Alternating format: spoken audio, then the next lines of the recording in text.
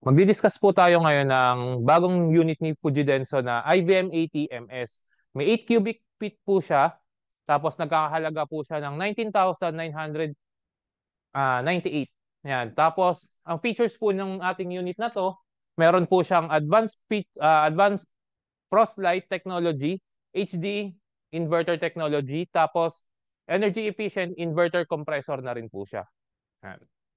Tapos ito po yung mga features niya. Yun nga po, yung sinabi ko po kanina, 8 cubic po siya, tapos Frostlight na rin po siya. Tapos, ah, inverter compressor, HD technology na rin po, bottom freezer po siya. Pag sinabi natin bottom freezer po, nandito na po sa ilalim. Yan. Nandyan po yung freezer niya. Tapos, meron po siyang triple ah, bottom drawer. Ito po yun. Yung tatlong drawer po na to. Tapos, independent temperature control, spill-proof na tempered glass po. Ito po yun. Yan po. Pag sinabi pong spill-proof po, medyo hindi po siya nag-i-slide yung nilalagay natin ng mga pinggan or yung mga pitchel. Tapos, LED lights na rin po. Tapos, resist handle po. Pag resist handle po, ganito po. Naka-built-in na po siya sa pinto niya. Yan. Tapos, stainless steel door na rin po. Yan. Yung kulay po niya. Stainless finish din po yung kulay ng pinto. Tapos, ito po yung features po niya. Yan po, medyo maguguluhan tayo dyan. Kasi, naka-indicate po dun sa unit natin is no frost po. Yan, makikita naman po natin. Yung features po niya is advanced frost light technology in feature of some appliances or refrigerator that cools food faster and reduce ice buildup. Upon testing po namin, yung unit po natin, makita po natin dun sa picture, nakita niyo po, pag sinabi po natin, di ba na no frost, pangkaraniwan po natin na makikita may fan motor siya. Pero dito po, naka-direct cool po tayo. Tapos sinasabi nga po na reduce ice buildup, hindi po siya katulad nung mga ibang direct cool na kumakapal yung yelo. Ang nangyayari po sa kanya, meron po yung nagko-control para kumapal po yung yelo niya. Pero kailangan pa rin po natin siyang i-defrost within 6 months. Para po yung mismong freezer natin hindi po mapupuno ng yelo. Pero within 6 months po ang indicate po nila. Tapos dito po makikita po natin sa freezer po natin, wala rin po siyang blower. Yan. Ang nagpapalamig din po, nagpo-frost din po yan dito sa likod na part na to. Yan. Tapos, ito po yung specification ng unit natin. Meron po tayong 250, 60 Hz na may current po siya na 0.7 amperes. Tapos, ang refrigerant po natin is R600 with 48 grams po. Tapos, ang input power po niya is 90 watts. Tapos, sa bulb po natin, kasi naka-LED naman na po siya, umaabot lang po siya ng 1 watt po. Tapos, yung unit po natin, tropical country po. Kanya po naka-T doon sa climate class po niya. Umaabot po siya ng 16 to 43 degrees po. Ibig sabihin, kaya niya pong i-absorb yung ganong kainit. Tapos, total net volume po natin is 227 liters po. Tapos, made in PRC po siya. Yan. Sa unit po natin, pag binili po natin, pangkaraniwan po natin kasama niya is manual, warranty, hinge po para pag ni-reverse po yung pinto. Ito katulad po nito, naka-reverse na po yung pinto niya. Tapos ice tray and egg tray po. Yan. Sa control panel naman po, madali lang naman din pong intindihin kasi meron po tayong set button. Ayan po yung set button. Tapos nandito po yung 1, 2, 3, 4, 5. Yan po yung temperature niya. 5 po yung pinakamalamig. 1 po yung malamig lang po. Tapos meron po tayong fast cool na umaabot po ng 26 hours po. Tapos po noon, babalik po siya sa kung ano po yung program natin na huling nilagay. Kung sabihin po natin, galing po tayo ng 3 tapos cool po natin, babalik po dito siya. Tapos ang recommended po namin na temperature dito is 3 po. Tapos Yung 5 po, hindi po namin ganong nire-recommend kasi medyo mas mabilis po siyang maglamig. Yan.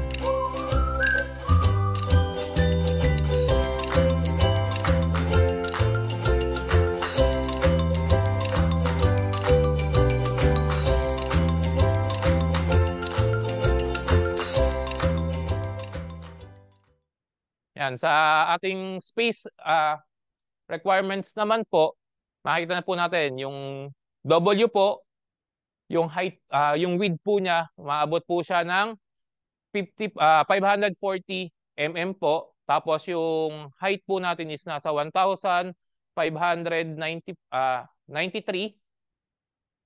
Yan, makikita naman po natin yung A, yung angle po, yung bukas ng pinto kung hanggang saan po yung limit niya. Yan, nasa 910 po siya. Tapos yung makita po natin yung E and F po. Ayan, yung E po, yung sa likod po, yung clearance po, dapat po nasa 100 mm, tapos sa gilid po is nasa 50 mm po.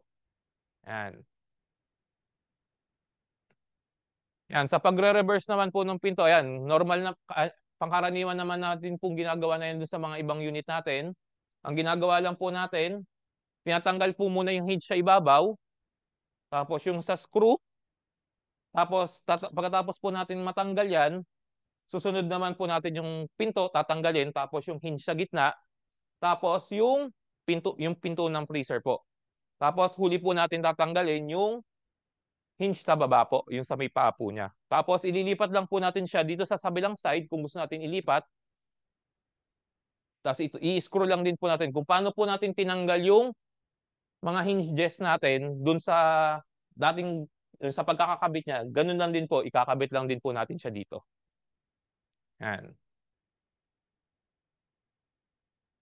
Tapos sa troubleshooting naman po, ayan, wala naman po tayong ganong error codes dito. Mga minor troubleshootings lang po. Pag not cooling po, ayan po yung mga procedure na pwede nating gawin. Tapos for may abnormal noise or poor refrigerating efficient po or yung cooling ano po niya, pag mahina pong maglamig. Yan. Pwede po natin i-check yung mga ganyan po.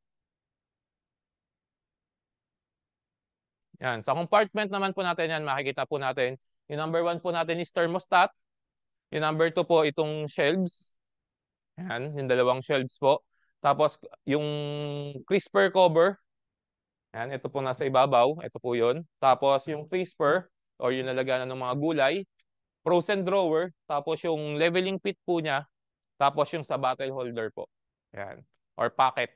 Yan po yun kung tawagin nung iba. Yan. Sa parts naman po natin, sa compressor po natin, ayan po yung compressor natin, yan po rin yung model niya. Tapos may reading po siya na 22.6 or sa UV.